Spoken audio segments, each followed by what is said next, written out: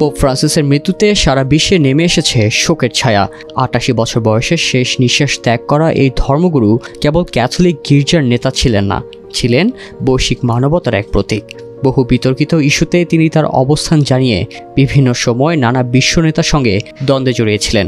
Gaza Ukraine যুদ্ধ, জলবায়ু পরিবর্তন, অভিবাসন ইত্যাদি বিষয়ে তাকে অনেক রাষ্ট্রপ্রধানের সঙ্গে মতবিরোধে নিয়ে যায়।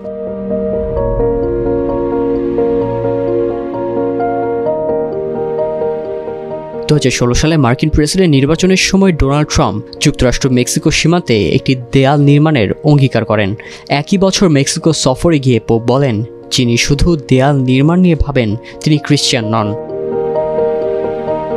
ট্রাম্প পাল্টা প্রতিক্রিয়ায় বলেন, কোনো ধর্মীয় নেতা অন্য কারো বিশ্বাস নিয়ে প্রশ্ন তুলতে পারেন না। এছাড়া তিনি দাবি করেন, আইএসআইএস যদি ভ্যাটিকান আক্রমণ করত তবে পোপ চাইতেন ট্রাম্প যেন প্রেসিডেন্ট হন। 2020 সালে পূর্ণ নির্বাচনে হেরে গেলেও 2024 সালে তৃতীয়বার নির্বাচন জিতে ট্রাম্প যুক্তরাষ্ট্রের ইতিহাসের সবচেয়ে বড় বহিষ্কার কার্যক্রম চালানোর অঙ্গীকার করেন। ট্রাম্পের অভিবাসন নীতিকে দুঃখজনক আখ্যা দিয়ে পোপ বলেন, এটি গরিবদের উপর বোঝা চাপিয়ে দেয়, যা সমস্যার সমাধান নয়। ফেব্রুয়ারিতে মার্কিন বিশপদের কাছে লেখা চিঠিতে পোপ বলেন, এসব অভিবাসন প্রত্যর্পণ অনেক মানুষকে অরক্ষিত ও অসম্মানজনক অবস্থায় ফেলে।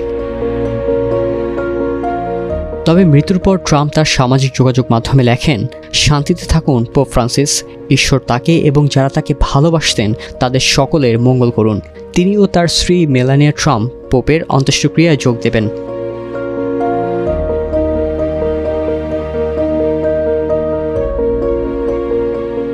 পোপ ফ্রান্সিস আর্জেন্টিনার রাজধানী বুয়েনোস আইরেসে জন্মগ্রহণ করেন এবং কার্ডিনাল হওয়ার আগ পর্যন্ত সেখানেই ছিলেন। তবে পোপ হওয়ার পর তিনি আর্জেন্টিনা সফরে যাননি।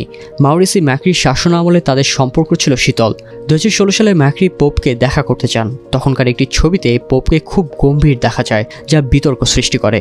এছাড়া ম্যাক্রি পোপের প্রতিষ্ঠিত শিক্ষামূলক ফাউন্ডেশনে 1,66,66,600 পেসো অনুদান দেন, যা পোপ পরে ফিরিয়ে দেন। বর্তমান প্রেসিডেন্ট জাভিয়ার মিলেই, যিনি নির্বাচনের সময় পোপকে পৃথিবীর মন্দের প্রতিচ্ছবি বলেছিলেন, তবে পোপের মৃত্যুর পর তার অন্ত্যেষ্টিক্রিয়ায় অংশ নেবেন বলে জানান মিলেই।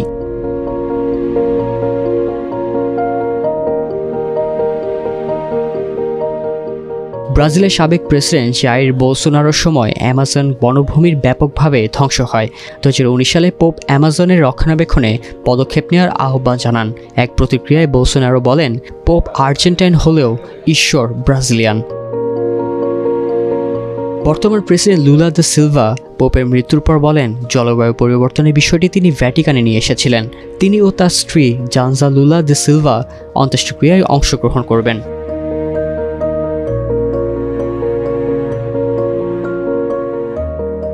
গাজা যুদ্ধ শুরু হওয়ার পর পোপ ইসরায়েলের পদক্ষেপের কড়া সমালোচনা করেন। নভেম্বর মাসে প্রকাশিত একটি বইয়ে পোপ বলেন, এটি গণহত্যার সংজ্ঞার আওতায় পড়ে কিনা তা খতিয়ে দেখা উচিত। 2024 ডিসেম্বরেও পোপ বলেন, গাজায় বোমাবর্ষণ নিষ্ঠুরতা। এর জবাবে ইসরায়েলের পররাষ্ট্র মন্ত্রণালয় জানায়, এই বক্তব্য বাস্তবতা বিবর্জিত। তবে 2014 সালে নেতানিয়াহু পোপকে আতিথ্য দেন এবং 2023 সালে পোপ হামাসের হাতে আটকদের পরিবারের সঙ্গেও দেখা করেন। ইসরায়েলের প্রেসিডেন্ট আইজাক হারজগ বলেন, আমি খ্রিস্টান বিশ্বকে এবং বিশেষ করে পবিত্র ভূমির খ্রিস্টান সম্প্রদায়কে গভীর শোক জানাই।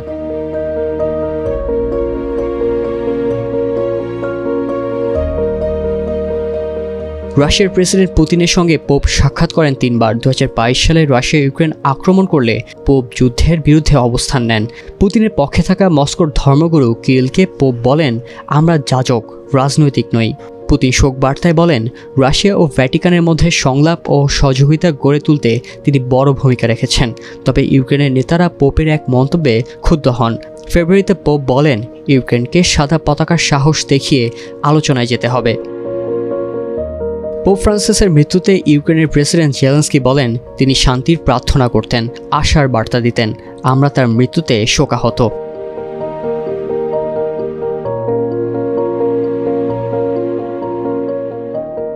2022 সালে কানাডা সফরে গিয়ে পোপ সেখানকার আদিবাসীদের প্রতি গির্জার আচরণের জন্য ক্ষমা চান।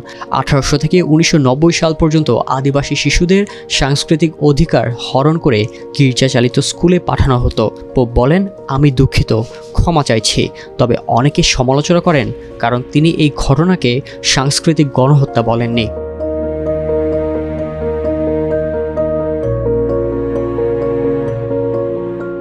2017 সালে অগস্টে মিয়ানমারের সেনা অভিযানে লাখ লাখ রোহিঙ্গা বাংলাদেশে আশ্রয় নেয়। সে বছর নভেম্বরে মিয়ানমার সফরে পোপ রোহিঙ্গা শব্দটি ব্যবহার না করায় সমালোচিত হন। তবে পরে বাংলাদেশ সফরে তিনি বলেন, আজ ঈশ্বরের উপস্থিতির নাম রোহিঙ্গা।